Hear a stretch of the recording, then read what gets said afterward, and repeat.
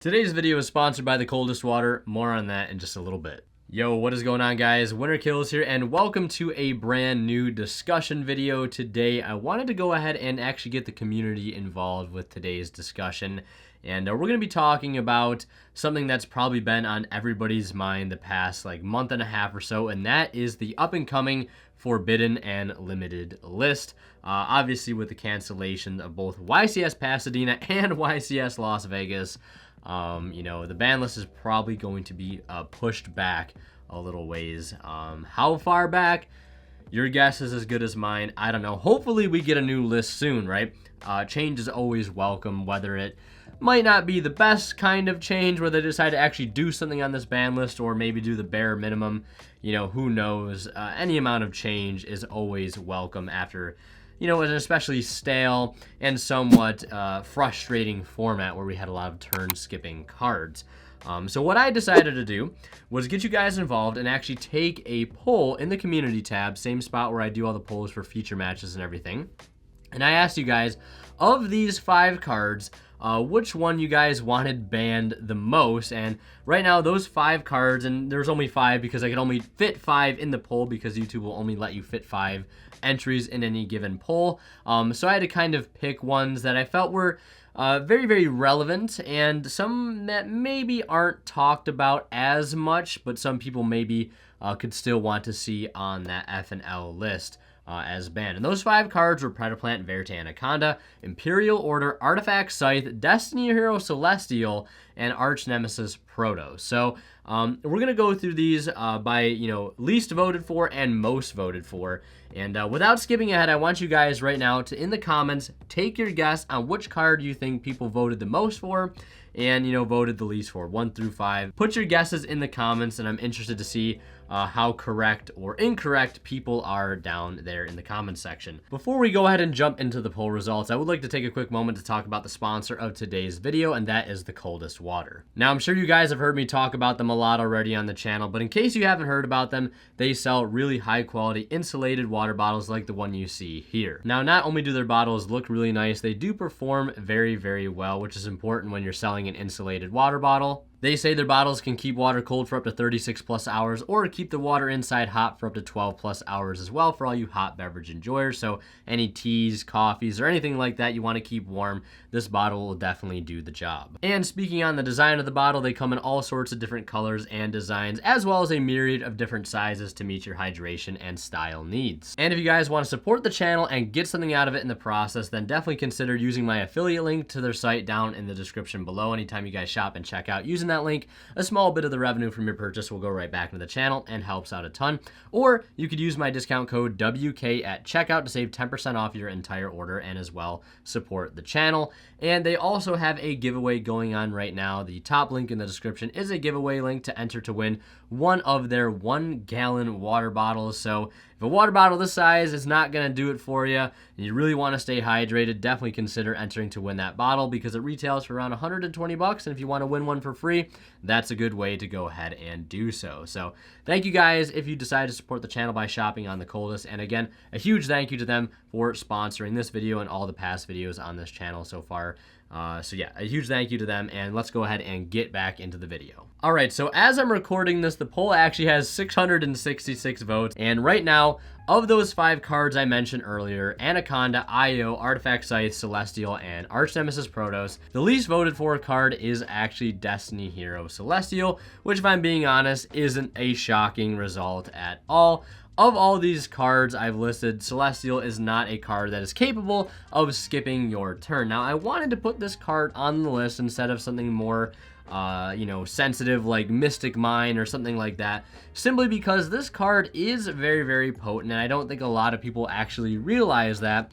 Because we're on the topic of, Celestial and DPE, people tend to look at cards like Fusion Destiny or Predaplant, Vert, Anaconda, and things like Celestial tend to get overlooked.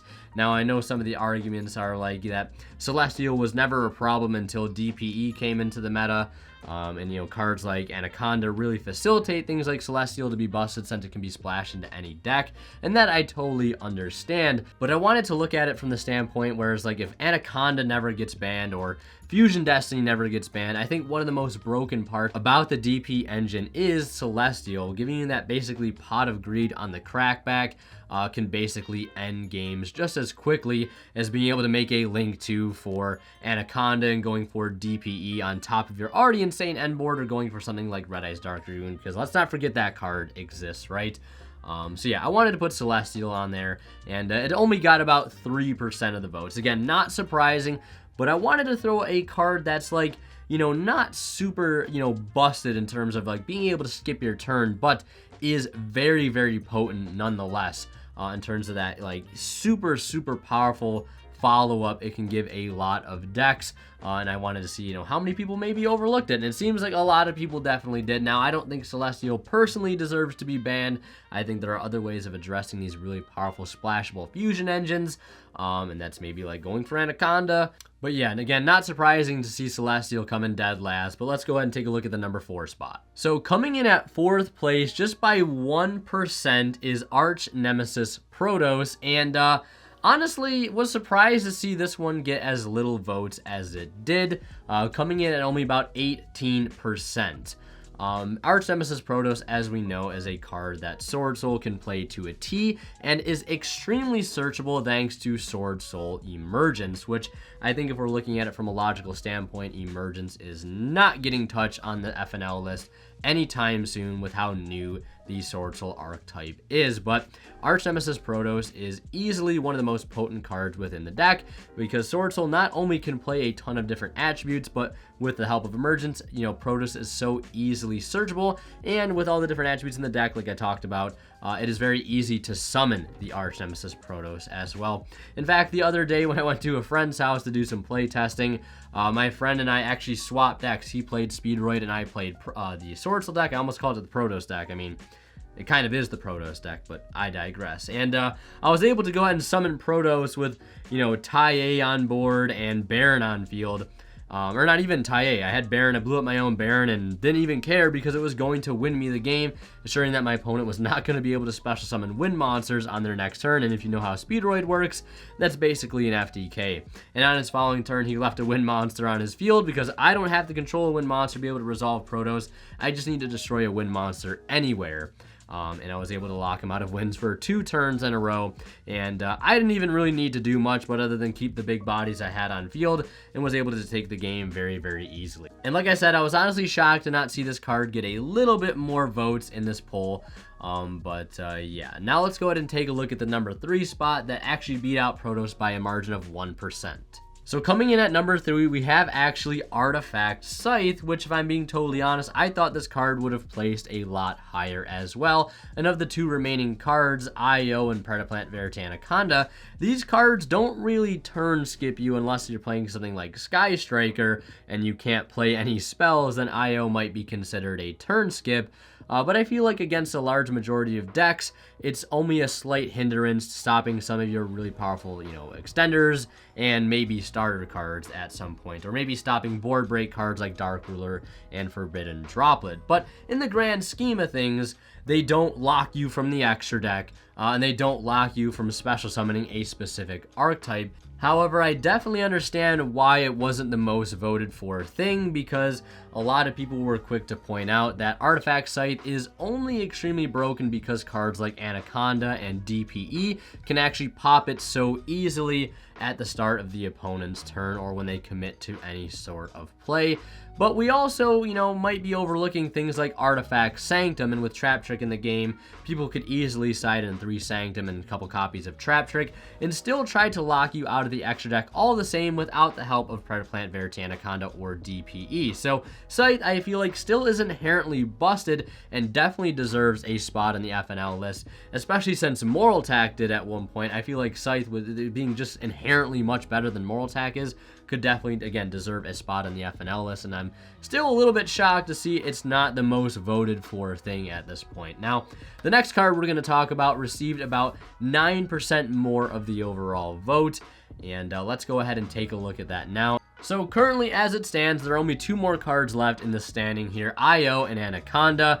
And coming in at number 2, receiving 28% of the vote, is Imperial Order. Now, if I'm being totally honest, I would have expected Scythe or Protos to actually go above Io, because a lot of people I've heard in the community point out, like, if Red reboots at 1, Io is totally fine. And while I think that's kind of a fair argument, I feel like spells are definitely a lot higher up in the terms of, like, cards that are more commonly played in today's modern Yu-Gi-Oh! Like, being able to not use spells definitely hurts a lot more than not being able to use traps. But again, there are a good amount of trap-based decks out there that will automatically lose to things like Red Reboot. But it does put you in a position to kind of OTK, because Red Reboot, unlike IO, stops traps for only that 1 turn, where IO can kind of linger and stop spells for maybe the entire duration of that game. But I do understand people wanting this card gone, because it can definitely turn the tide of the game immediately. You know, whether it be stopping a starter or a really powerful extender, right? Or even a board-breaking card like Lightning Storm, Dark Ruler, or Forbidden Droplet, right? I totally understand the hatred people have for this card. I am actually shocked to see it be voted for more than things like Scythe and Protos, because again, these cards can inherently just turn skip you. And like I said earlier, I guess IO could technically do the same thing.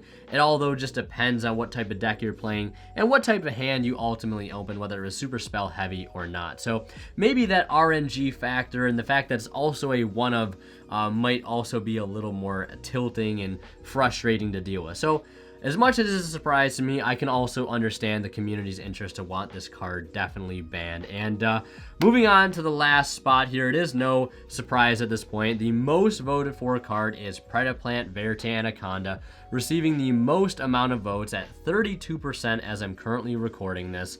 That's definitely not a shocker. Some people were quick to point out that this card does help make rogue decks a little bit more viable, but again, this does also make the best decks that much better. Take a look at the Phantom Knight board, Drytron board, Sword Soul boards. You know, being able to end on Shishao Baron, and if you have the extra materials to go any further, you could also end on DPE. Same thing can be said with the Drytron deck, being able to end on the Herald of Ultimatus, and then also make a Dragoon or DPE on top of that, and then have the Celestial follow-up. Same thing can be said with the Phantom Knight deck and many other decks on top of the ones that I've already mentioned. Like, why does a deck as strong as Drytron is also get to end on a Dragoon and even have a very powerful backup plan if they get hit with, you know, really good hand traps, right? Like Droll or Valor on the right cards, like, you know, Mu Beta Fafnir or Diviner. Why do they get a really powerful plan B to make something like Dragoon, right? That's one of my biggest gripes with Anaconda, is you can hand trap decks correctly, but if they have 2 monsters left on field, they get to step up into a really powerful boss monster, which can be very, very annoying to deal with, and sometimes can just shift the tide of the game back into their favor. Even though you interrupted them correctly, even at 1 or 2, maybe even 3 points, they still have just enough left over to be able to go into an Anaconda play. And if you didn't hold your imperm for it, then, well, I guess you're out of luck. So I mean, it is a very, very frustrating card to deal with. It is a card that is going to inherently limit game design in terms of fusion spells and fusion engines, right? I totally get that part, and I definitely agree with the community here. But like I said, I was a little surprised to see Artifact, Scythe, and Protos to receive as little of votes as they did. But yeah, so coming in at least voted to most voted, we had Celestial in 5th, Protos in 4th, Scythe in 3rd, Imperial Order in 2nd, and Anaconda in 1st by a decent margin, about 4% over that of IO. And yeah, that's going to do it for this video. Let me know if you guys were correct in your guesses in the comments. I'll be taking a look myself to see who guessed correctly. And hopefully you guessed at the start of the video, you didn't go all the way to the end to cheat. But yeah, very interested to see what you guys posted down there. And if you guys want to see more of my content, click on one of the videos popping up to the bottom of the screen right now. And last but not least, thank you guys for watching, and a thank you to the Coldest for sponsoring today's video. And like always, I want to give a huge shout out to our Divine level channel members, and they are Tweeter0226, Pony Stark, Cadillacs84, Keith Sidgers, and Black Ninja Money. Thank you guys so much, as always, for your extremely generous support of this channel.